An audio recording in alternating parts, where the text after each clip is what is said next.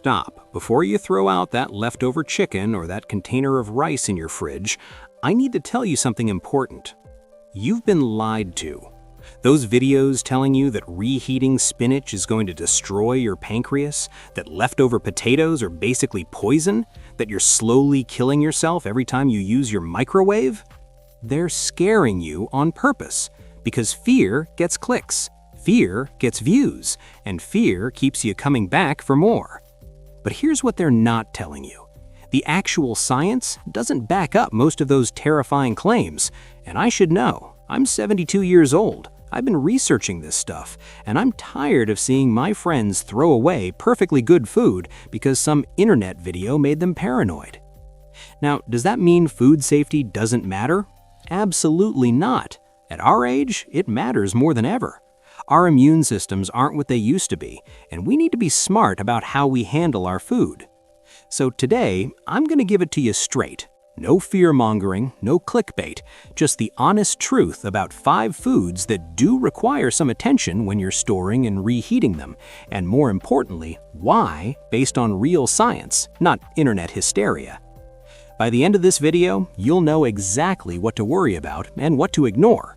You'll save money, reduce food waste, and stop living in fear of your own refrigerator. Before we dive in, if you're tired of the scare tactics too, go ahead and hit that like button. And drop a comment letting me know where you're watching from. I love hearing from seniors all around the world who are ready for some straight talk. All right, let's get into it. Number 1, leafy greens like spinach. Okay, first up is spinach. Now, you might have heard that reheating spinach is dangerous because of something called nitrates turning into cancer-causing compounds. And there is some truth to that, but it's not the whole story. Here's the deal. Spinach naturally contains nitrates. When you cook it fresh, it's perfectly fine. Those nitrates are harmless. But if you store cooked spinach improperly and then blast it in the microwave at super high heat, those nitrates can convert into nitrites. And in certain conditions, those nitrites can form compounds called nitrosamines, which have been studied as potential carcinogens. Now here's what the clickbait videos won't tell you. With modern refrigeration and proper storage, this conversion is actually pretty minimal. We're talking about a very small risk. And the health benefits of eating spinach and other leafy greens, they massively outweigh any tiny theoretical risk from reheating. So what should you actually do? Put your cooked spinach in the fridge within a couple hours of cooking. When you reheat it, use medium power on the microwave. You don't need to nuke it. Or, honestly, my favorite trick, just toss that leftover cooked spinach into a cold salad or eat it at room temperature. Don't leave cooked greens sitting out on the counter all day. That's it. You don't need to panic, you just need to use common sense. Number 2, potatoes and starchy foods. Now, potatoes. This one comes up a lot because we all love our mashed potatoes, our roasted potatoes, our baked potatoes. They're comfort food. And yes, there is something you should know about reheating them. When you cook potatoes at really high heat, like deep frying or roasting at 450 degrees, a compound called acrylamide can form. This compound has been classified as a probable carcinogen. Notice I said probable. Scientists have been studying acrylamide for over 20 years now, and they still haven't found a definitive link between eating it in food and actually getting cancer in humans. The bigger issue with reheated potatoes, honestly, is blood sugar. When you reheat starchy foods, they can cause a sharper spike in your blood glucose. And at our age, our bodies don't regulate blood sugar as well as they used to. So if you're dealing with diabetes or pre-diabetes, that's something to keep in mind. So here's my advice. When cooking potatoes initially, avoid super high heat and charring. Reheat leftovers gently, 300 to 350 degrees in the oven or medium power in the microwave. Cold potato salad? That's actually a great option. And if you're diabetic, consider eating smaller portions of starchy foods and pairing them with protein and vegetables. You don't need to give up potatoes, you just need to be sensible about how you cook them and reheat them. Number 3, rice. This one actually matters. Okay, now we're getting to something where you really do need to pay attention. Rice. And I'm not trying to scare you, I'm just telling you the facts because this is one of those things that can actually make you sick. Rice can contain spores of a bacteria called Bacillus cereus. These little spores are tough. They actually survive the cooking process. So even when you cook your rice properly, they're still there. Now, if you put that rice in the fridge right away, you're fine. The cold temperature keeps those spores from becoming a problem. But here's where people get into trouble. You cook rice, you leave it sitting out on the counter for a few hours while you're doing other things, maybe you forget about it. Those spores start to wake up, they germinate and multiply, and they produce toxins. Now here's the kicker. Even when you reheat that rice later, those toxins don't get destroyed by the heat. What happens then? Food poisoning, vomiting, diarrhea, the whole 9 yards. Not fun for anyone, but especially not fun for us, at our age when our immune systems aren't what they used to be. Here's what you need to do. After you cook rice, get it in the fridge within an hour. Don't let it sit out all day. Store it in a shallow container so it cools down fast. When you reheat it, make sure it's steaming hot all the way through, 165 degrees if you want to be precise. Use it within 3 to 4 days max. And honestly, if you're not sure how long it's been sitting there, just throw it out. Better safe than sorry. This isn't about cancer. This is about not getting food poisoning. And trust me, at our age, we don't need that. Number 4, chicken and poultry. Chicken is a big one because so many of us cook chicken in batches. You roast a whole chicken on Sunday and you're eating it throughout the week, and that's fine as long as you're handling it properly. Now, you might have heard that reheating chicken changes the protein structure and makes it harder to digest. That's technically true. Proteins do change when you heat them. But here's what they don't tell you. That's completely normal. It happens every time you cook any protein. It doesn't make chicken harmful or hard to digest in any dangerous way. The real issue with chicken is bacteria. Chicken can carry salmonella, campylobacter, and other bacteria. When you cook it properly the first time, you kill those bacteria. Great. But if you don't store it right, or if you don't reheat it hot enough, bacteria can grow again. And at our age, our immune systems aren't as strong, so a case of food poisoning hits us harder. As soon as dinner's over, get that chicken into the fridge within 2 hours. When you reheat it, make sure it's hot all the way through, 165 degrees Fahrenheit. If you have a food thermometer, use it. Use your leftovers within 3 to 4 days. If it smells off, if it looks slimy, throw it out.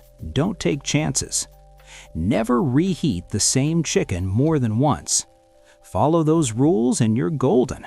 Chicken leftovers are perfectly safe when you handle them right. Number 5, foods cooked in oil. Last one, fried foods and cooking oils. This is where there actually is some legitimate science to pay attention to. When you heat oil to high temperatures, it starts to break down. That's just chemistry. And if you use the same oil over and over for deep frying, like if you're making fried chicken multiple times in the same oil, that oil produces compounds called aldehydes. These aldehydes can contribute to inflammation in your body. Now, inflammation is something we need to take seriously at our age. Chronic inflammation is linked to all sorts of health problems. Heart disease, arthritis, and yes, it can create conditions that aren't great for any of our organs, including the pancreas. But here's what you need to understand. We're talking about oils that have been used for deep frying multiple times, not about reheating that piece of fried chicken you had last night. Those are two different things. Here's the sensible approach. Don't reuse your deep frying oil over and over. Once, maybe twice if you're filtering it, but then toss it. If you have leftover fried foods, reheat them in the oven or air fryer rather than frying them again. Better yet, consider baking, grilling, or air frying your food in the first place. You'll get great flavor without the oil concerns. Store any leftover fried foods in the fridge properly. You can still enjoy fried foods occasionally, you just want to be smart about how you're cooking with oil. Now let's talk about what really matters for pancreatic health. Since we're on the topic of food and health, I want to take a minute to talk about pancreatic cancer specifically, because a lot of those scary videos are claiming that reheating your leftovers is going to give you pancreatic cancer, and I want to set the record straight. Pancreatic cancer is serious. It's one of the toughest cancers out there. But you know what actually increases your risk? It's not reheating your spinach. Here's what the research actually shows. The real risk factors. Smoking. This is the big one. If you smoke, quitting is the single best thing you can do. Being overweight, especially carrying extra weight around your middle. Type 2 diabetes. If you have it, managing it well is crucial. Chronic pancreatitis, long-term inflammation of the pancreas. Family history. If pancreatic cancer runs in your family, talk to your doctor. Age itself. Our risk naturally goes up as we get older. That's just how it is. Notice what's not on that list? Reheating your leftovers properly. Look, I'm not saying food safety doesn't matter. It absolutely does. But I am saying that if you're worried about cancer, your energy is much better spent on not smoking, staying active, maintaining a healthy weight, and managing conditions like diabetes or high blood pressure. Those things have proven significant impacts on your cancer risk. Reheating your Tuesday night chicken for Wednesday's lunch, as long as you stored it right and heat it properly, that's not what's going to hurt you. Why food safety does matter more for us. Now, even though I'm telling you not to panic about leftovers, I do want you to take food safety seriously. And here's why. As we get older, our immune systems aren't as strong. We're more susceptible to getting sick from foodborne illnesses, and when we do get sick, it hits us harder and takes longer to recover.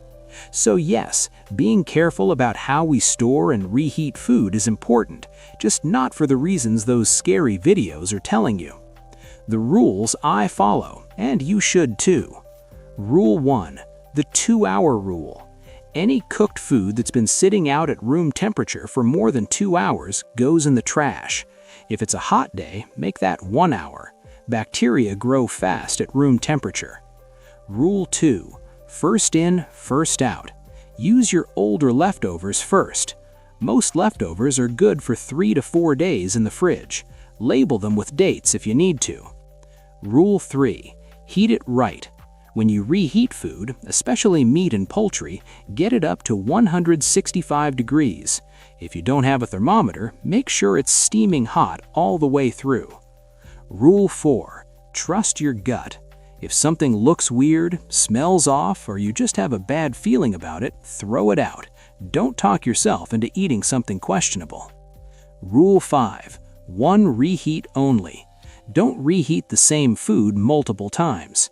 Each time you heat and cool food, you're giving bacteria more opportunities to grow. Bonus tip for storing leftovers.